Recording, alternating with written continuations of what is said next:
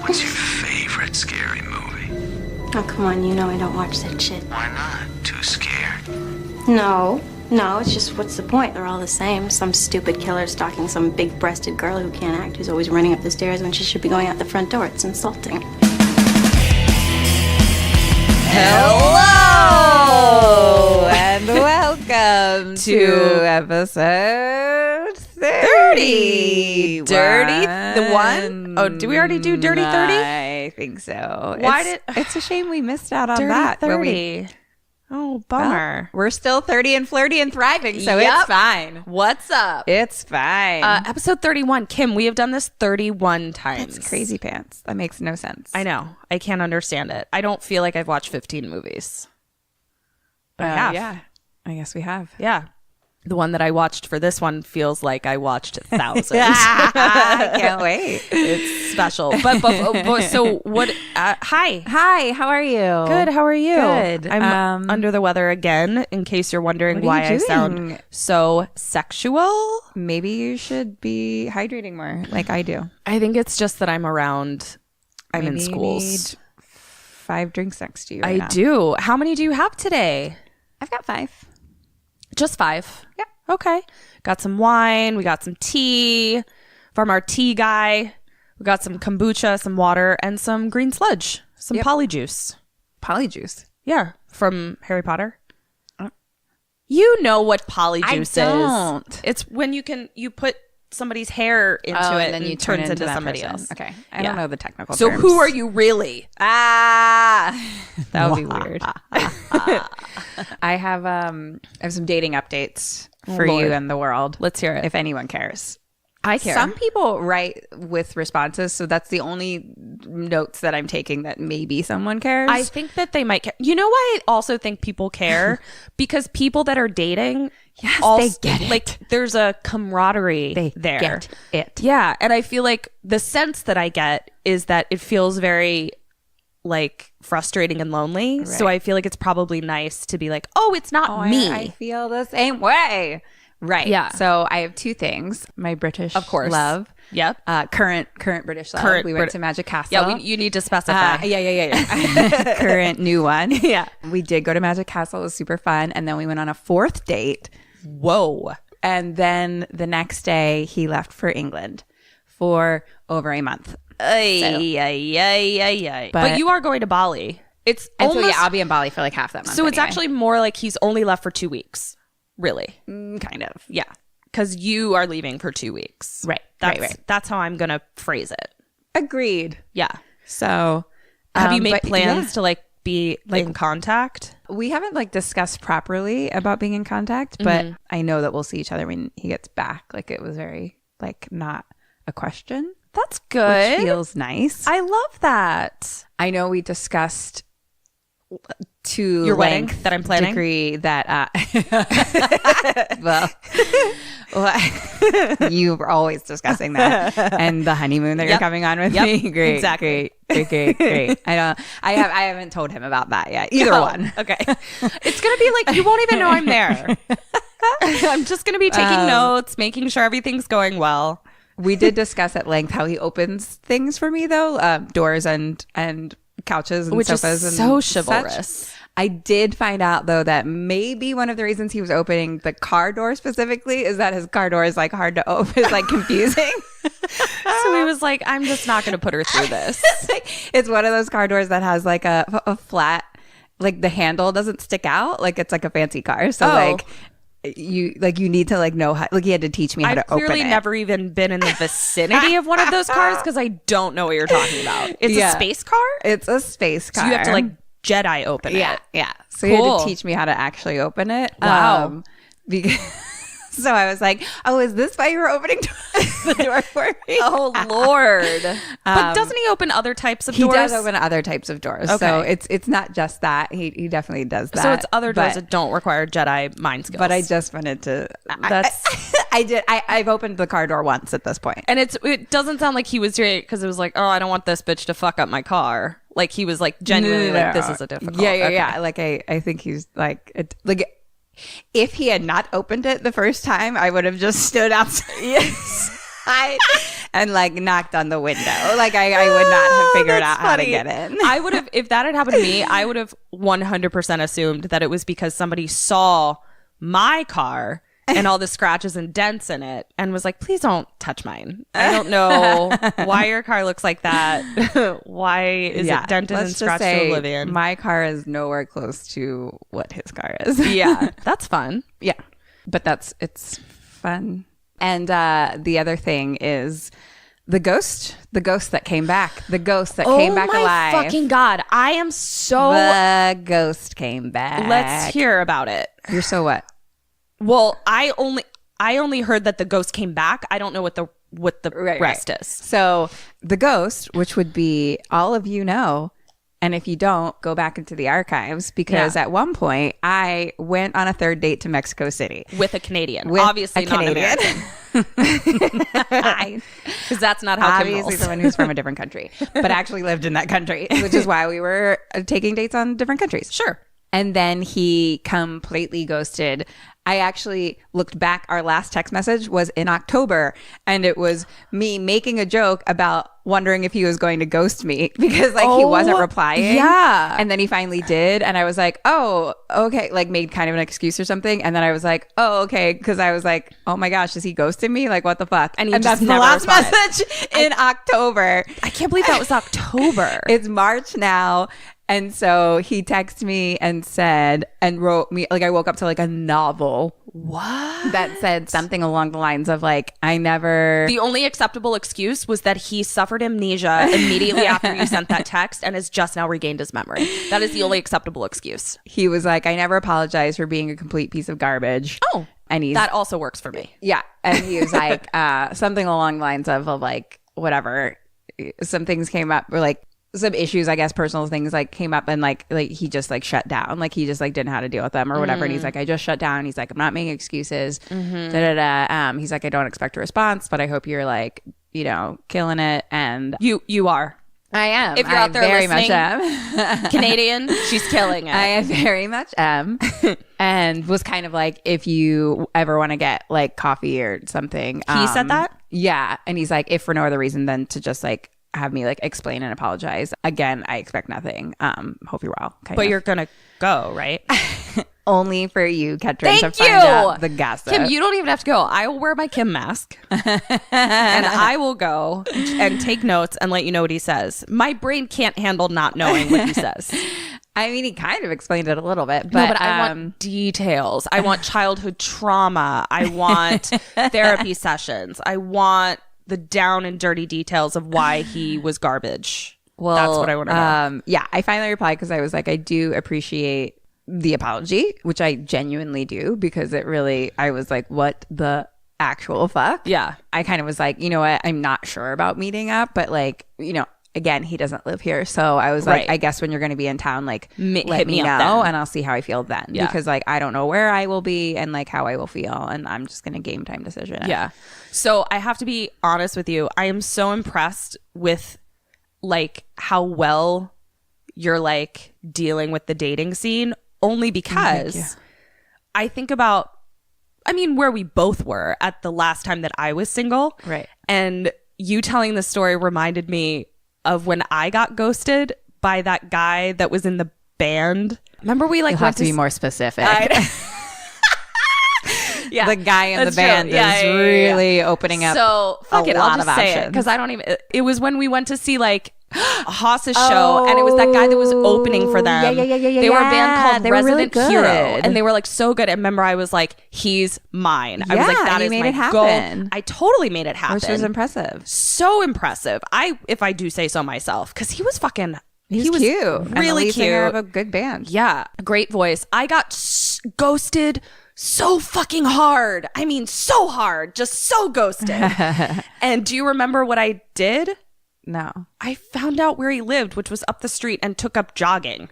So that in hopes of jogging. I don't remember any of this. Maybe I kept it quiet. But no, and I'm just thinking about like how much. Oh, that's why you took up jogging. I thought you were just getting a chick, Ketrin. Nope. I was trying to run into a dude that ghosted me. And I would run past his house and practice being like, oh, Ryan. Oh my God, I didn't know you lived here. Yes, I did. I knew you lived there. Oh, We were crazy people back in the day. And I would like obviously we're older now. I would like to hope that if I was still single, I would have evolved as much as you have. I fucking hope so too. I don't know that I could partake in those antics anymore. Yeah, I don't know that even as a married woman, I could partake in like the antics of our like. Here, like if I was still doing that, I would be like, Kim, I can't. I'm like, no, bitches, I just want a healthy relationship. Yeah. That's all that's what I'm looking for. Yeah. Oh man. Healthy Ryan White, communicative. If you're out there, you really ghosted me, buddy. You were so hot. I really hope we get a message from Ryan White. Oh my God, please. Do we have any reviews? We do. Let's see what they are. So this one is from Katya Vetrov. Oh, whoa. What a really pretty name. That is Katya Vetrov.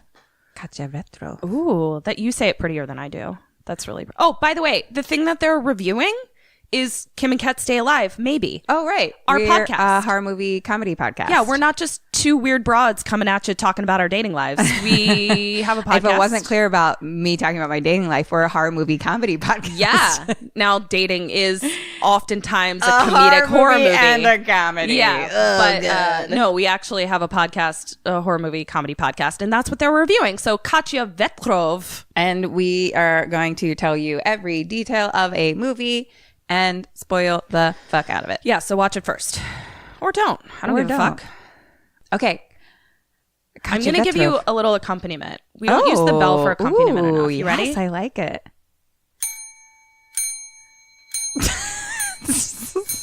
I just feel like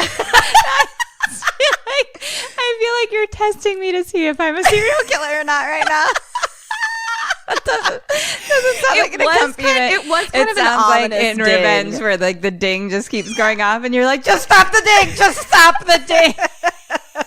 Well, it turns out you're not a serial killer because you were immediately upset by that. I needed you to stop. All right, I'll give you a cowbell beat. How about maybe like hit it with something instead of actual ding? All right, you ready? How about that? Here we go.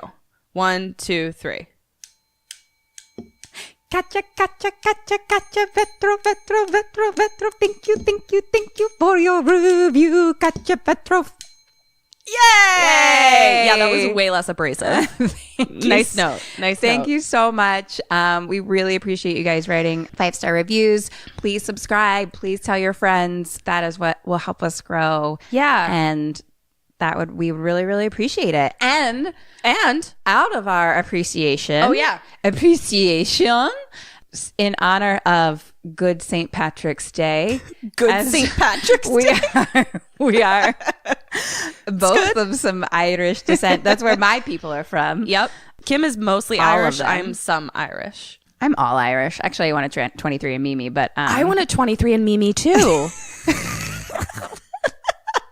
Let's do a 23andMe. Memes. All right, you ready? I'm gonna mix these up. So here's Ketrin doing. Oh, I just keep shaking this thing. I don't know why I'm holding a wine glass at the same time as this happening. I know. Are you ready? Okay, so the winner of the next free mug in honor of Good St. Patrick is Latish. Yay! Sweet. I just realized, is it maybe LA Tish? LA Tish. Woo! Latish or LA Tish? Contact us for your mug. Yeah, get at us. And we'll send that bitch your way. So you can fill it with wine or coffee or tea. Whiskey. Blood. Boys' tears. I prefer boys' tears you want. myself. Any liquid you want. If you look at the show notes, there's about 575 ways to contact us. Yeah. Choose anyone. Honestly. Just so many. Probably email would be best, but whatever you'd like. Latish, LA Tish, and we'll send you your mug. Yeah. Cool. All right. Are you ready for this? I'm ready. I'm so ready. This is also in honor of Good St. Patrick, right?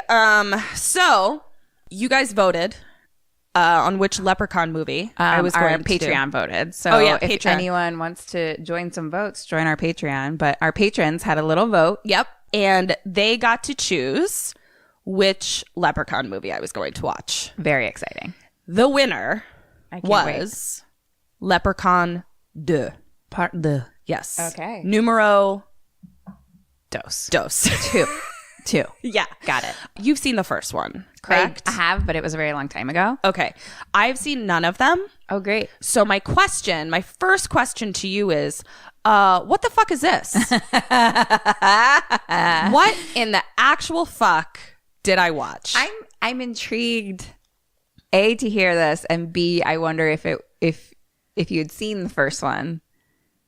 I don't know how they relate at all. I would so be we'll doubly see. horrified, or if it would make more sense. More sense. Yeah, I have a lot of thoughts about it. They feel a little disorganized. So I'm just going to go through and we'll deal with each of them as they come up. Sort of like a therapy session. Fantastic. I'm here for you. Thank you. Just call me Dr. Kim. Thank you. I need you. All right. So first we're going to play Dead or Alive. No. All right. Nope. First one is Old Timey Slave. Okay. Old timey slave. Yep. Is alive. Okay. Leppy. Alive. Bridget. Alive. Okay. Nephew. Dead. Uncle. Dead. Motorboat face. I really hope that I'm excited to understand why that's that person's name. I'm wondering if it has to do with a actual boat or the movement of putting your face in boobs and going. We will find out. One of my favorite old pastimes when I was young and drunk for some weird reason Is to be motorboated or to motorboat. I think there was a birthday once where I was very drunk, very young, and made everyone who walked in motorboat me. Because I'm now having some sort of sense memory of being between your breasts. But yeah, that's feeling. Well, I'm going to say that all of our friends have also been between your breasts. Yeah. Been there. So do you think he's dead or alive? You know what? They're dead. Okay. Homeless person. Alive. Security officer. Dead. All right. Are you ready? I'm ready. All right. Leprechaun 2. We open in old-timey Ireland. Ooh. Once upon a time. And they got right in there. Eric was watching it with me, and not 2 frames into it, Eric goes, well, this is terrible camera work. What year was this made? 94? 94. I think. Okay. If I'm wrong, let me know. But I'm pretty sure it was 94. So we're in old-timey Ireland. And by old-timey, I mean like 900 BC. I did the math. Wow. You'll figure out how I did the math in a second, which I know is unbelievable to you that I was able to do it. Oh, no, AD. Okay. AD is after death. AD. Yeah. Before Christ, after death. Before Christ. Wow. So this would be because there wouldn't be a St. Patrick's Day if it was. Yeah. So it's no St. Patrick without Jesus. Saint Jesus. Right. Praise Saint Jesus. So 900 BC. And we see an Irishman. 900 AD. AD. Fuck. We just talked about this. Do you know why? It's because my mic is B, and so I got confused when I saw it for a second. What are you talking about? That's not it. I'm shutting down that excuse, but moving on. Fine. All right. So an old-timey Irishman is running through the foggy night woods, and he looks upset and afraid and in fight or flight mode. Are there a lot of Irish accents in this? There are poor, offensive Irish accents in them. Oh, yeah. I love Irish accents. So, yes. Yeah. Are they good Irish accents? No. Okay. They're like the Irish accents like you and I will probably be doing on this episode. That's the kind of Irish accents we can expect. Yeah. All of a sudden, he's caught in a neck trap. Oh, neck trap. Yeah. Like all of a sudden, there's like this collar that flies out of the air at him and hooks him around the neck. And he's like, fuck! Neck trapped. All of a sudden, little Leppy, our little leprechaun friend, comes out swinging with the rhyming limericks. Right. And his basic gist is this. You tried to steal my gold. Right. you can't do that. Correct. With leprechauns. That's I don't true. know if you know this, but like they get very, very upset about I that. learned that in Leprechaun 1. Right. They do not like you stealing For their a gold. second, I thought you were going to say I learned it in school. I was like, I mean, you did go to an Irish Catholic school. Maybe they teach you about Did leprechauns. go to a Catholic school. So he's like, you try to steal my gold. Also, it's St. Patrick's Day. Also, it's my birthday. Also, I'm 1,000. Also, that means I get to claim a bride. Also, your shoes are dirty. Oh my gosh, that's so many things. That is all the information. I mean, he is like making He's 1,000 sure years we old are today, caught up. and also it's St. Patrick's Day. Yes, and also this is the day he gets to claim a bride. Right. Wow. It took 1,000 years. 1,000 years. Feels like my life. And yep, and he's also very upset about the state of his slave shoes. He thinks they're too dirty. Wait, the guy running is a slave? He's now a slave because now he got it, the leprechaun used his Jedi mind to hook him with a collar, and now he's talking to him, and he's like, "You tried to steal my gold. Okay. You're the worst, and your shoes are dirty." Okay. So now they're walking through the woods, and our slave now seems like pretty chill. Like as if they're, I was like, are they buddies now? Like what's going on? Is it a master slave thing? It's a master slave thing, but he just seems pretty complacent in his new lot in life. Okay. I mean, he did try to steal the gold. He did try to steal the Them's gold. the rules. Yeah. I mean, he's like, I did the crime. I got to do the time, I guess. Exactly. He's I fucking learned Michael it in religion Cohening that class. shit. We both just made different dumb jokes. What was yours? I learned it in religion class. Learned about the Bible, Jesus, and don't steal from leprechauns. Yeah. So Saint Jesus. He Pardon me. So he's like telling him, I'm really excited about picking this bride. And I get to pick whichever bitch sneezes 3 times but is not told God bless you. Okay. Yeah. All right. So like she has to sneeze. Specific, interesting. Don't understand why, but okay. Well, we're not leprechauns. That's why. That's true. Yeah. Fuck. So she's got to sneeze 3 times, and 3 times someone has to be a rude dick and not bless her. Oh. All right. So that's what he's banking on here. Seems possible. So he's like, once I'm married, bro, my bride is my slave and you're free.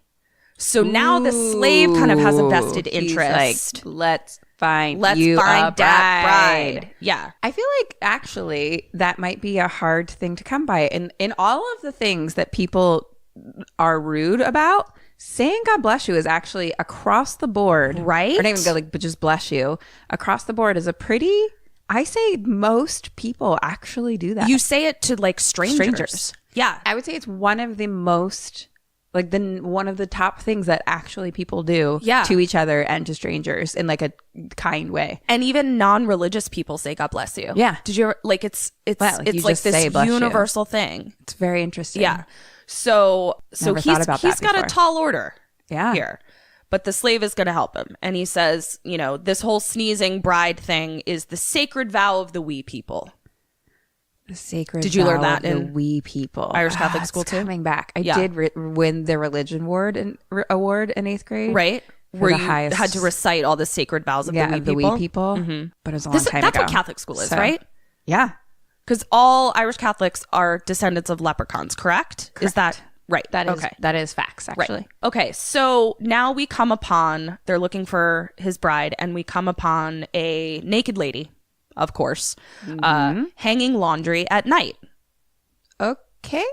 I mean, isn't that when you hang your laundry? You at nighttime? already know I have an issue with people letting their sheets hang at nighttime. It's fucking crazy. Why? I don't understand. Happens in a lot of horror movies. I don't get it. And never, ever, anywhere else, ever. Like, why are you not doing this during the day? And why are you naked? And why are you naked? I don't understand. I mean, it. do what you want. I guess it's your backyard, Live Yeah. your life. But Live I'm your just life. like- I'm sure I didn't naked shame you. Yeah. But it seems odd. So I kind of gave you the answer to this bonus question, but I'm relying on you not having a very good memory. So I'm hoping that. Oh, great. Yeah. That's probably correct. What is, if somebody is like, I'm going to name an Irish lass, what is the most cliche Irish name you can think of? And it is, I will give you one clue. It is not your middle name. Oh, fuck. That was going to be my answer. I knew it was. Yeah. That is the most cliche one. You'll hear, it's not. Wait, and you gave me a clue already? You already said it? I said it. Yeah. And I realized that I said it. And I was like, I'm not going to say it again. I'm not going to give it away because she'll probably forget. Fuck. I don't recall you saying any names. Do you want to know? It's only your bonus point.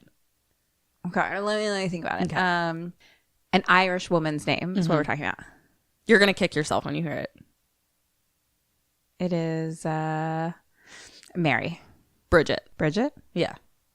It's like the most Irish fucking name I can think of. I can't think of a single Irish movie or play or something that doesn't have some character named Bridget in it. I think my middle name is much more the typical name that you would say. Aaron. Yeah. Or Marie. Which is the basis of my second fake middle name. Yeah, Kim thought that she had a second middle name until she was in fifth grade. When her mom was like, "What the fuck are you talking about?" And it's only because I needed to see my birth certificate to like go on the big red boat or something. That is like and the most nuts thing. I love it. And then I didn't have a middle name or a second middle name on my birth certificate. And I was like, "Mom, where's my second middle name?" That is just the most nuts thing. I love it. I feel like you had that middle name like in a past life. I must have. Yeah. And then I gave it to myself in Catholic school because you have to get confirmation. Because you were like, no, I feel that this is my name. Yeah. So according to the Catholics and the wee people, my name is two middle names, Erin Marie. All right. Thank you. We come across Bridget hanging laundry at night naked, like everyone does. And she kind of now turns towards them. They're like hiding in the bushes. And she turns her face so that they can now see who it is. It's the slave's daughter. And he's like, oh, no. No. And he's like, no, don't do it. Well, little Leppy takes a dandelion and he blows it towards her, which makes her sneeze. Because, you know, if somebody blows a dandelion at you from 30 yards away, it's going to make you sneeze, of course. Also, he's magical. Yeah, that's true. He's magical. So she sneezes twice and nobody says, God bless you, because no one's around. No one's around. And the third time, her dad just can't take it. And so he says, God bless you, and runs away. And Leppy is like, motherfucker, or more like, motherfucker.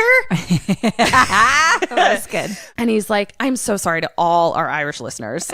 My accent is going to be terrible. I'm going to sound like I'm in a Lucky Charms commercial. I'm so sorry. So Leppy uses his Jedi mind trick to lift him up by the neck because he's got that collar on.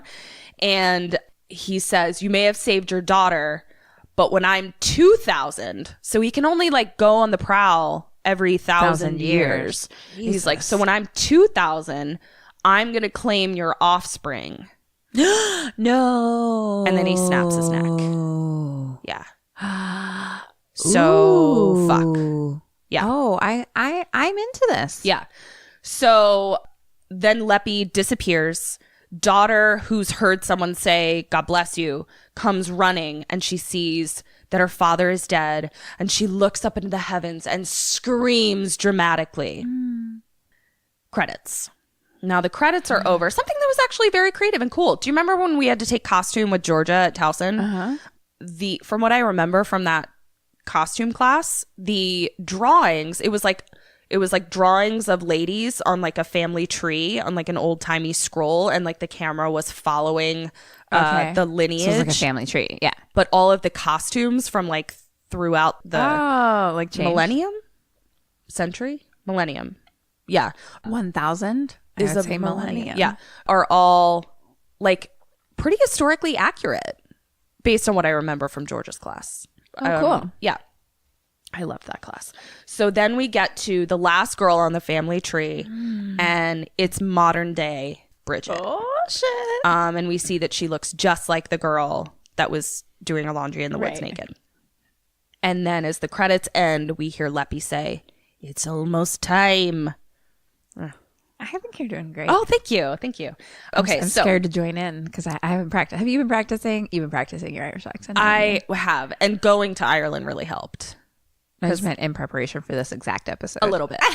Yeah. So it's 1,000 years later in Los Angeles. Uh-oh. And Bridget is walking down the street and she sees nephew. not her nephew. He's just referred to as nephew. It's her boyfriend, it appears to be. And he is selling tickets on the street to like one of those Hollywood tours. Okay. But this particular tour is like for scary ghost stories. Love it. And Clint Howard is one of the like couples that he's like trying to sell to. Like he's like an extra? He's not an extra because he has like lines, but it's like a bit part. Like it's really, yeah. And it's not a Ron Howard movie, but yeah, he's like a bit part in the in the thing. So he's like, hey, this is the best tour in Hollywood. You got to buy these. And the wife is like, it sounds fun. And he's like, it's too expensive. But he cons them into buying 2 tickets. Then 2 other people, he cons them into buying 2 tickets. But he doesn't actually have room for them. So he has to shove the other 2 like into the trunk. And they drive around in a hearse. That's how like the tour is done. And I think there's a real tour like that. There probably is. He tells Bridget and he's like, great. Now it's just the 2 of us. And I'm like, wait a minute, you just closed 4 people into a hearse. Don't you now have to take them on a tour? But he just walks away from the car with Bridget. We find out later he's walking to his uncle's office that's like right around the corner. His uncle is the one who gives the tours. But I'm still like, they don't need to like be sitting in a locked car on Hollywood Boulevard. I mean, yeah, I assumed the ticket sellers and the drivers are not the same people. Right. Mostly from working on Hollywood Boulevard. For true. sure. Yeah, that's true. Yeah. So he walks into his uncle's office and it's like super messy and gross. He's nowhere to be found. And Bridget is like, where's Uncle Morty? And he's like, oh, I know where he is. And he picks up a flyer. Camera shows us that the flyer says happy hour at a place down the street. Uh-oh. It was at Brennan's. Oh. Yeah. Wait, Brennan's? Yeah. Which is not on Hollywood Boulevard. Yeah, it's like in Venice. Like it's nowhere near where supposedly these tours are happening. Like turtle racing Brennan's? I believe so. I mean, the logo looked almost identical. So yeah, maybe there used to be a Brennan's in Hollywood, or maybe they just were like, we're calling it Brennan's. Yeah, I guess also because that's like an Irish. Yeah, I would assume. Bar. Yeah. So they go into the bar. Old Uncle Morty is sitting at the bar trying to scam some drunk guy to like buy into some fucking scam that he has. And nephew comes in and he's like, come on, you have a full hearse. Like, we have to go do this. And the uncle is like way too drunk. Like, he can't even stand. And so nephew is like, all right, give me the bucket of ice. And the bartender hands him a bucket of ice. The nephew takes him into the bathroom, fills the sink with water in the bucket of ice, and shoves his head into it. Oh my God. To like wake him up. He's way, way, way too fucking drunk. And it takes nephew way, way, way too long to figure this out. Yeah, I don't want anyone drunk driving me around on my fucking tour I paid for. No. Or anywhere for that matter. Yeah, don't drink and drive, everybody. So finally the nephew is like, you're too drunk.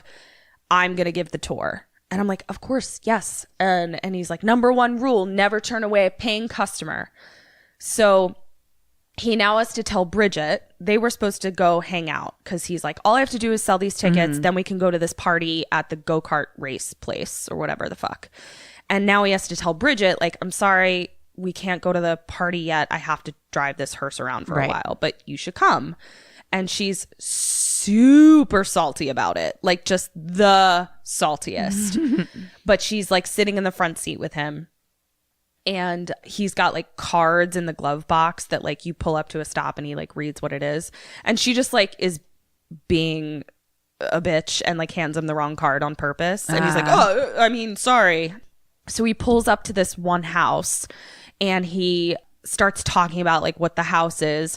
And then this lady comes out and throws water on the car. And she's like, my husband is sick, but he's not dead. Get that hearse out of here. And so they like drive away real quick. But he's clearly like, he's clearly making up what that house is. Right. So then they pull up to what he says is Harry Houdini's vast mansion. Now, do you know if Harry Houdini really had a mansion in LA? I believe that is true. Really? Okay. And it's only in vague little back of my brain things. And maybe it came up with a Magic Castle. Okay. Or Hadley does a tour there. Maybe. Both of those are very probable. There's like a weird little something in my brain that's like, oh, people went to the place. Like you can go see it or something. Okay. I don't recall. So that might be what I think is probably not real is that there is a tree there that says to Harry Houdini from your friends in Killarney. I'm pretty sure that's not historically accurate, but Killarney. So he's talking about Harry Houdini's house, and he's like, and if you listen carefully, you can still hear the screams. And I'm like, was Harry's house haunted? Like, he was a magician. He wasn't like fucking H.H. Holmes or something. So then all of a sudden, a homeless person pops up, and he's like looking in the window of the car. And he's like, what are you doing here? And so they're like, ah, and drive away. Right. Now we stay. So they drive away. We stay with the homeless person. Okay. The homeless person walks into the brush and pulls a liquor bottle out of a brown paper bag. And he's going to, you know, sit under a tree and have himself a little drink. So he sits under this tree, pulls out his bottle, and we see that the tree has a plaque on it that says, to Harry Houdini from your friends in Killarney. Mm-hmm. He lays down on the ground, kind of half asleep with his bottle next to him. And then all of a sudden we see that the bottle starts moving. Mm-hmm. And it's moving away from him as if being pulled by some sort of Jedi power or some sort of leprechaun power. So we can't see what's pulling it, but we're quite suspicious and quite upset because don't steal my liquor. Right. So it gets pulled into the tree, which has like this giant vagina-shaped hole in it. Okay.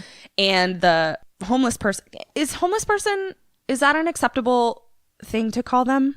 I believe so. Okay. I just didn't know, like, I didn't want to be like super offensive this whole time. I don't know what else you would say. Transient, maybe. But he's a person sans home. Yeah. So he starts trying to like pull the bottle back out before it goes all the way into the tree vagina. But all of a sudden the tree lights up, and now it's a molten tree vagina, and it starts like smoking and whatever, and all of a sudden Leppy is there. Leppy came out of the tree vagina. And interjection, the guy who plays Leprechaun, you know, is Warwick Davis. Did you ever watch Willow?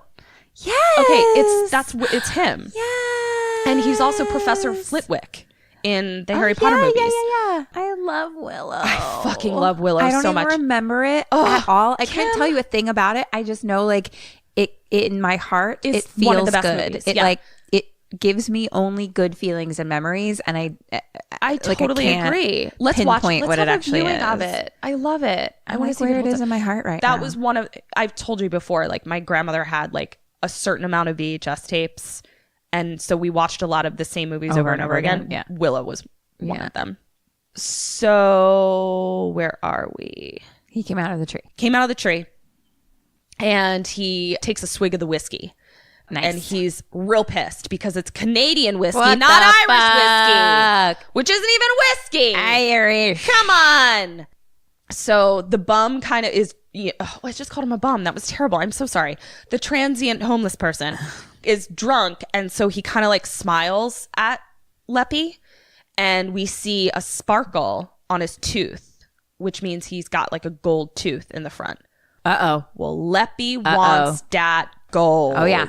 So he is like, ooh, let me get at that tooth. So he makes the roots come out of the ground, and it like ties the transient homeless person to the ground, and he's like, what the holy moly. Now, our little friend Leppy speaks in a lot of limericks. Love it. So, Bernsey. Oh, no. I would like you to complete this rhyme. Oh, no. Oh, God. Okay. I'm going to try and do an extended, Irish I almost accent. said leprechaun accent.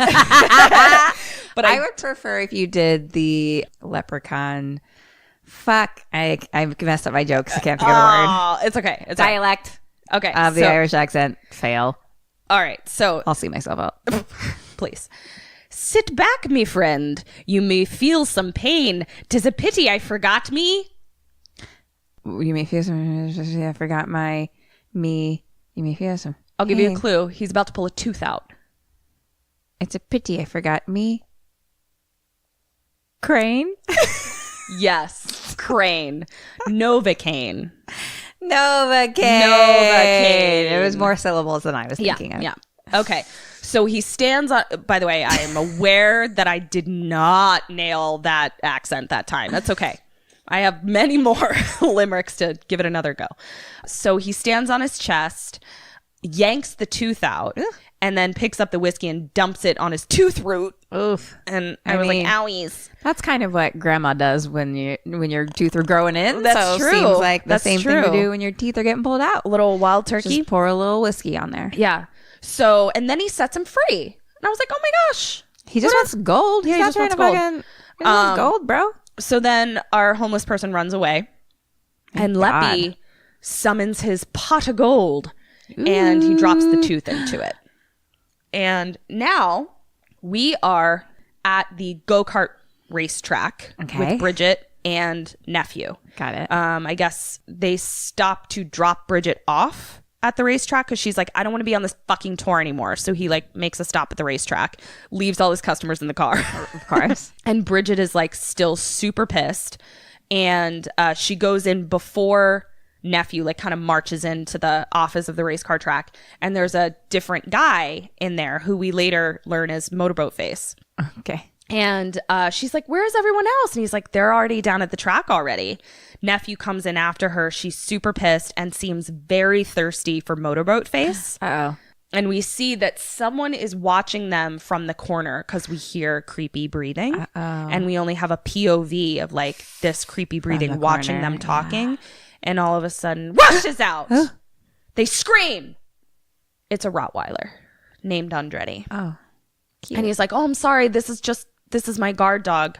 Hey, these guys are friends. He's nice. And we're like, okay, so this is the guard dog that guards the racetrack. So the nephew is like, I got to keep going on the tour. I'll pick you up later. And she's like, I'll be good. I'll find another ride home. Ooh. And I was like, ooh, chilly. How old chilly. are they? Teenagers. They're like high teenage. school. Okay, yeah. Where do we think there's a go-kart track in LA? I mean, Gretchen and Hans used to go to one. I want to go maybe. go-kart racing. Do you? Yeah, I do. Do I? I don't know. I don't think I do. Maybe I do. We used to do it all the time when I was a kid. We had a go-kart when I was growing up and a mini Did bike. you really? Yeah. We just used to ride it around the fucking back of our house. Oh my God. In Philly.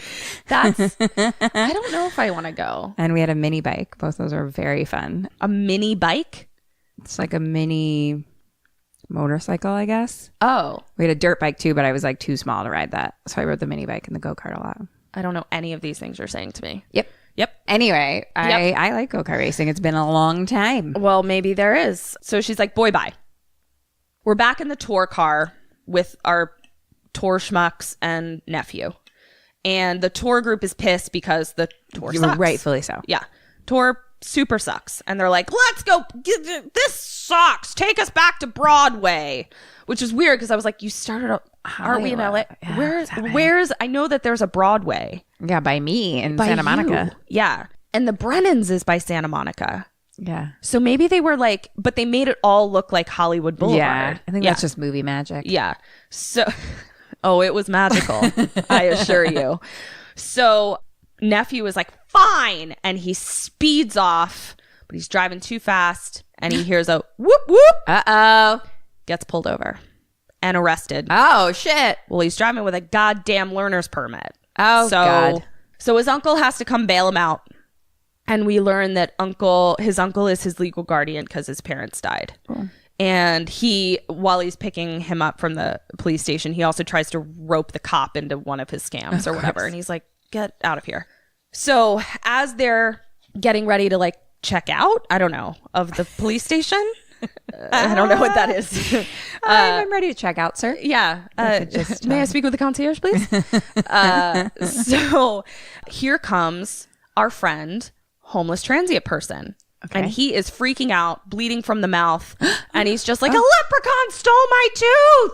Like, fuck. And they're all like, you're drunk and homeless and we have no respect for you. Right. That's how people feel. Yeah. So uncle and nephew hear this, but don't think anything of it. So they leave. Now we are with Leppy, who has made it to the rough streets of LA.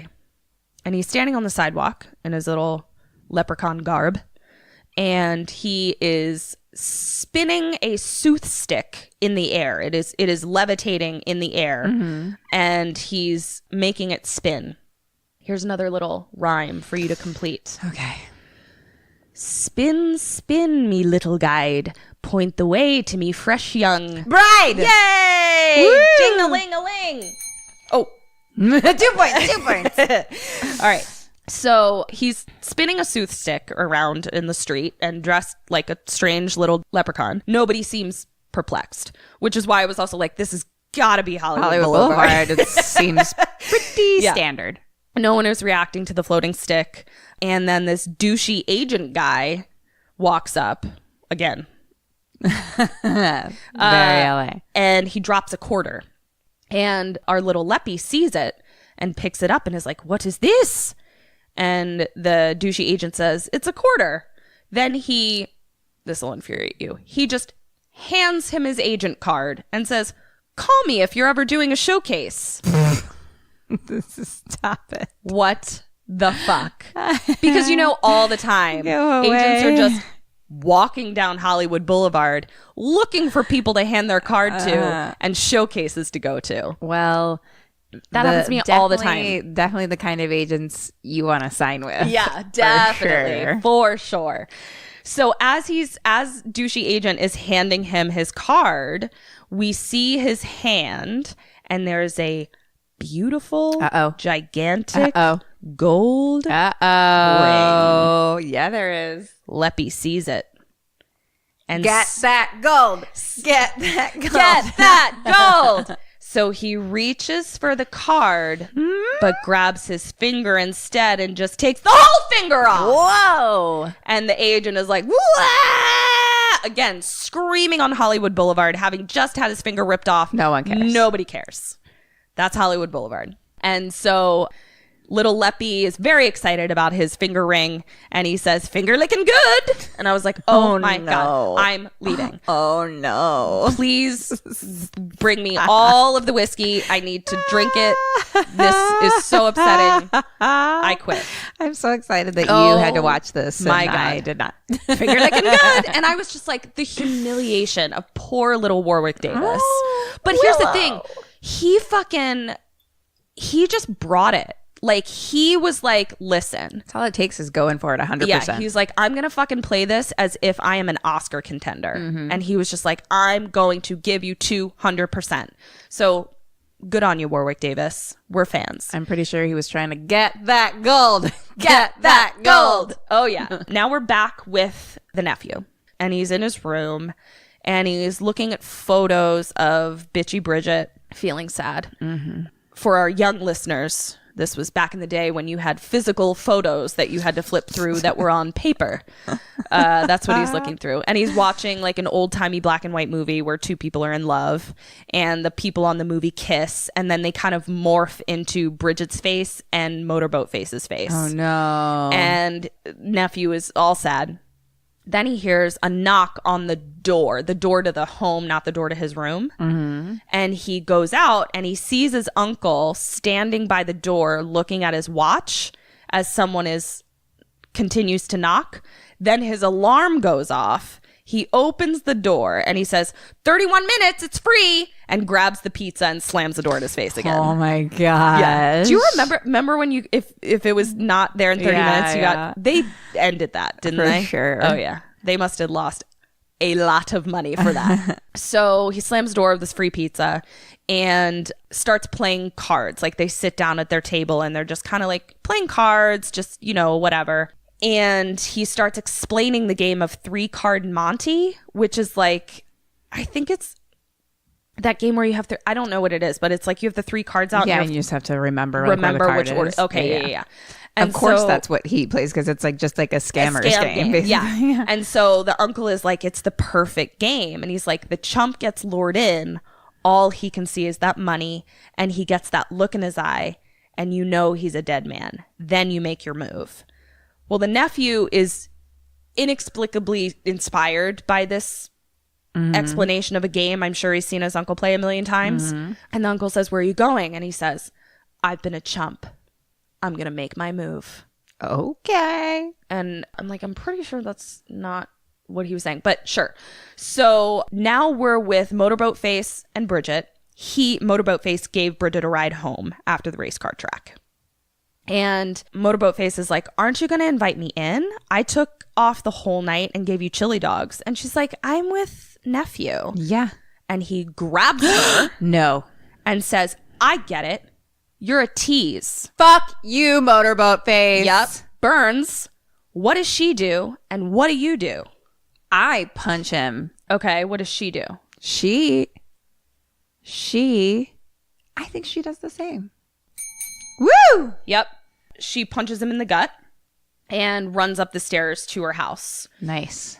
As she walks up the stairs, we hear him say, stuck up, bitch. And Fuck I'm like, you. oh my fucking God.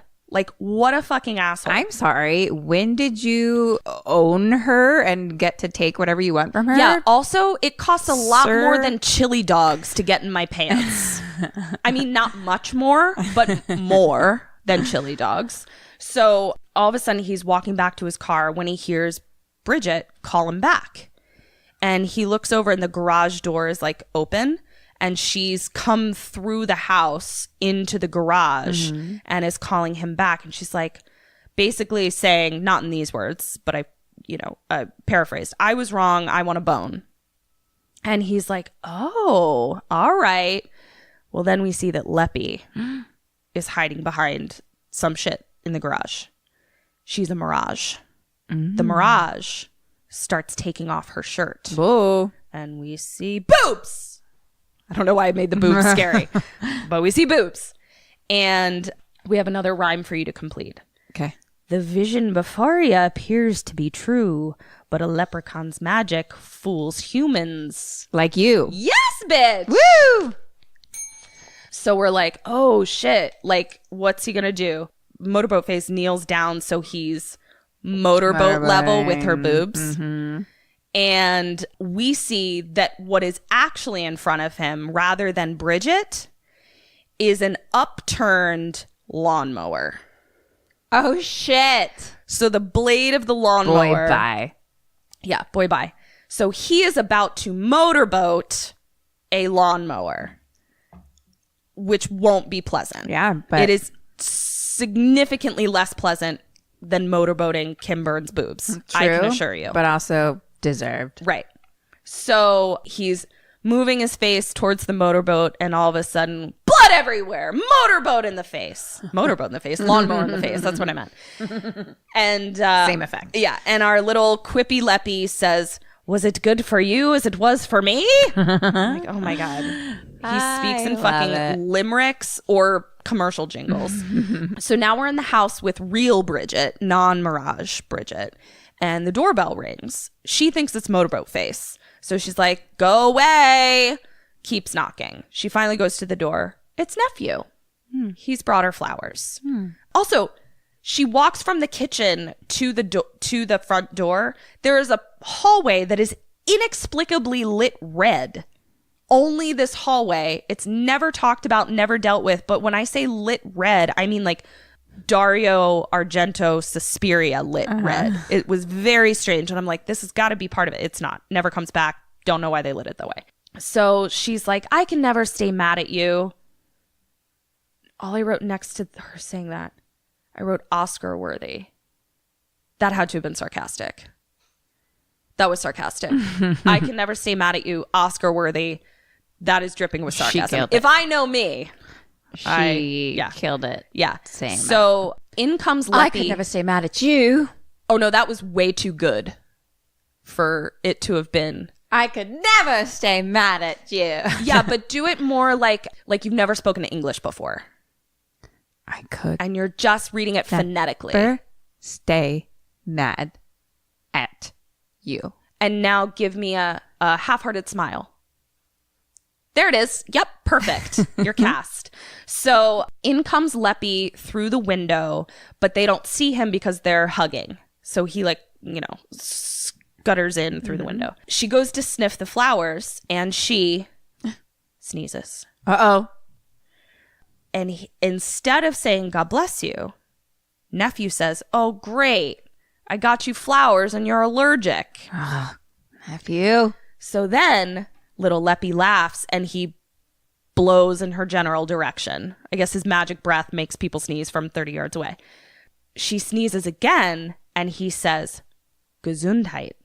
Uh-oh. And I'm like, shit! Does that not count? I guess it doesn't count. I don't know what Gesundheit literally translates to. We'll have to find that out. Doesn't work for the Irish Catholic wee people. Yeah.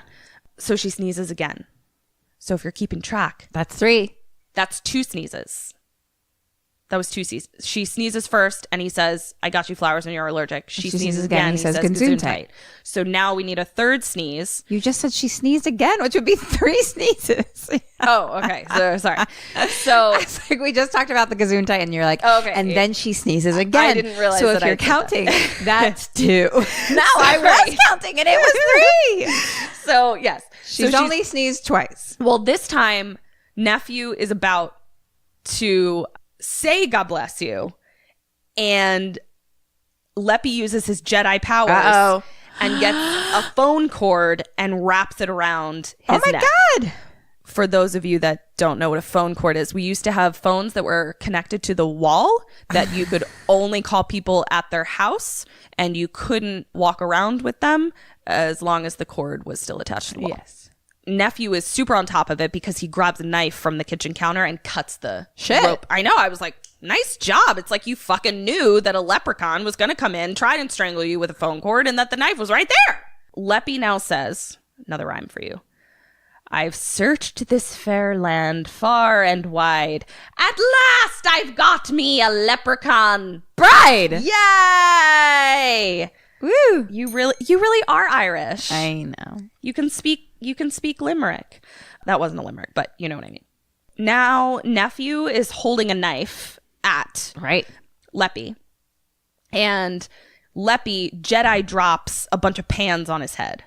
So now nephew is knocked out. Uh-oh. Bridget tries to run out the door for help. But as she opens the door, Motorboat Face is there. Huh? He's like hanging upside down from the threshold of the door. So she closes it again real fast and is like, you know, Oscar-worthy performance, of course. And Leppy conjures his pot of gold, and he's searching for a ring in there. He finds the next best thing, which is a gold choker. Okay. You know, like the thing that the old-timey slave in the beginning was wearing. But this one is made of pure gold. Okay. And he Jedi throws it, and it goes around her neck, and now she's enslaved. It locks around her neck, and he Jedi starts dragging her towards him by the neck. When she gets close to him, she reaches up, and she knocks over his pot of gold. He starts freaking out. His gold is going everywhere. Do not fuck with this gold. No. We see that a coin has rolled away towards our knocked out nephew. Nephew wakes up, sees the coin, and thinks to grab it. Now, Bridge runs over to try to escape with nephew because now Leppy's distracted by trying to collect all his gold. So she runs over to try to escape with him. They both get up. As they're running through the doorway, Leppy takes him out at the knees, takes nephew out at the knees. Shit. He falls, grabs Bridget. Nephew throws an iron poker at him poorly. Leppy catches it, and it burns his hand. Oh. Which is accurate leprechaun lore. Wrought iron can protect you from fairies and shit. leprechauns. Yep. I did not know that. Well, now you know. It's going to be very important in our survival guide. Always have a wrought iron pokey thing with you. Very specific. Always have a wrought iron pokey thing with you. Yeah. So Bridget and Leppy are now standing there.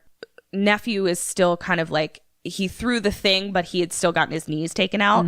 So Leppy has time to vanish himself and Bridget. Uh-oh. He's now vanished them inside the old molten lava vagina tree. Right. And Leppy is basically like, all right, ready to bone. And she's not into it. She does not want to bone. And he's like, you know what you need? A little Irish whiskey to put you in the mood. And I'm like, yeah. He's not wrong. He's not wrong. So she says, okay. And I'm like, yeah, this checks out. This all checks out. So he goes over to the bar cart to make her a drink. She picks up a rock. She sneaks up behind him and bashes him in the head. She starts running through the tree cave to try and get out, but she can't. She's lost. She can't find her way. There's too many caverns and tunnels and all that kind of shit. She finds herself in a cavern that has bones like in the wall. And all of a sudden Leppy appears and he's like, you recognize them? Oh shit. It's her ancestor. Oh my God. Slave bones. Oh and my so God. he's like, I like a frisky bride. And he's like, I like games too. Let's play one. Bedtime for Bridget. And so he conjures a blanket out of the air that like wraps around her like a straitjacket. So at this point, just so we're clear, he's offering us whiskey, Right. a nap. Right. He is independently wealthy. Uh-huh. And I would have Irish citizenship through marriage. Yeah. So I think she's being a little picky. Yeah, I mean, if he opens doors, I'm in. Right? And which he does. He opened the door to the portal to his vagina tree. So I don't know. I just feel like Bridget is too young to know what a fucking jungle it is out there. So she's all burritoed up in this blanket, being ungrateful. And he then rips a hole in the blanket with his long, upsetting nails. He's a villain, so he obviously has terrible nails. Like Robert De Niro, Angel Heart De nails. Niro, devil nails, yeah. And he's like touching her tummy, and it's very upsetting. And he's like, I need to make a few alterations. After a few changes, you'll be able to bear a full litter. And I'm like, nope, I'm out. Done. Take your gold, take your whiskey, take your naps, take your Irish citizenship. I shan't be bearing a litter for you. I mean... Well, let's listen to what else it entails. I want some little leprechaun babies. Why don't we hear the whole pitch first? Hear him out. Okay. So he's like, I need to sharpen my nails because I've got to change your face to look like me. What? I'm sorry. Yep. Hello? Come again? Yep. Because he says the wee ones won't suckle if you don't look like me. Oh. Are you still in? I don't think so. Yeah, I don't think you are. Yeah, he lost me at changing my face. Yeah. You lost me at suckling my wee ones. That's so then he dumps his pot of gold on her and starts rubbing it on her as if it's massage oil. Valid. I'm not kink shaming. Yeah. At all. Also, I guess this is what Leppies do. Rub your money on me. It's I cool. mean, if you yeah, got what so am I much. talking about? It's like, I'm into it. Rub your gold on me. So at that point, this is when he realizes that his gold coin is missing. Because that motherfucker... Oh, he knows he fucking inventories that shit. He's got there. Spreadsheets in Excel. They are color-coded. And he's like, my gold coin! It's missing! So he loses it. She takes this opportunity to do something and to sort of prey upon his depleted faculties. What does she do and what do you do at this point? Remember, she's burritoed. Oh, she's burritoed. Yeah. And she has gold all over her? Yeah. But he's just like in a state. He's just in a state, in a tizzy. I'm going to use this opportunity to get out of my burrito. And so is she. No dings. Fuck you. Talk to Leppy. She gets an idea at this moment and she says, wait, don't worry about your coin. I want to please you. I want to look pretty for you. So he conjures a red dress from the annual Halloween store. Conjuring. And he's like, put it on. And I'm like, she's still tied up, but whatever. It's fine. I'm sure we'll figure it out. And he says, I got to go find my gold coin. But before I go, kiss me. I'm Irish. Oh, boo. It was boo. So he licks her face with a tongue that is forked and gray and drools slug slime all over her face. I'm out. You're out? I'm out. Okay. Yeah. I mean, I was already out. Yeah, but now you're I'm extra out. You're extra out. Yeah. And he says, just a taste of things to come. No. Yep. No, I don't want to taste anymore. You're going to taste it. No, I don't want to. That slime is dripping into your mouth. You can't wipe it away because you're burritoed. No. So bad. So then he runs off to get his coin or vanishes off to get his coin. She now is she was burritoed, but like once his magic isn't like holding the blanket together, she can get up. So she starts running through the caverns trying to get out. All of a sudden she turns a corner and is now in her own house. What? And she's like, what? Exactly. And she starts calling for nephew, looking around the house, calling for nephew. We see that Leppy is sitting on the porch banister outside watching cops talking about the fact that they've discovered motorboat face. And he's limericking to himself. And he says, I've searched this house for me gold shilling. The fool that holds it is due for a killing. Oh my God. My little leprechaun is killing it. So the cops are outside. He can hear their conversation. The cop is talking to the coroner and they're like, we have a suspect. And he holds up, or she actually holds up the card that was in the flowers that says nephew on it. Uh-oh. And Leppy sees this card and Jedis it into his own hand and then vanishes. So because now he knows what the kid's name is, which is nephew. So we're now back with Bridget. She goes through another door in her house back in the tree cavern. And she's like, motherfucker, goddamn it. So Kim, at this point, what does she do?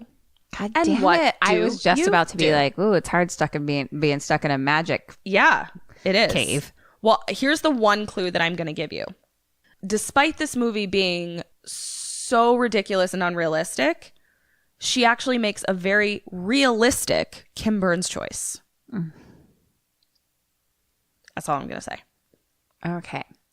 And I'm just going to sip my wine while you ponder that. So she is back in the caverns. And just like appeared there from going in a doorway. Yeah, and she's like, oh, like she's visibly frustrated. And she's alone still. Totally alone. Because now Leppy is off looking for nephew. Okay. I'm stuck in the caverns. Okay. So I think I'm either going to try to go back to the way I came with the house part or look through the other caverns areas to see if there's like a way out. Is that you or her?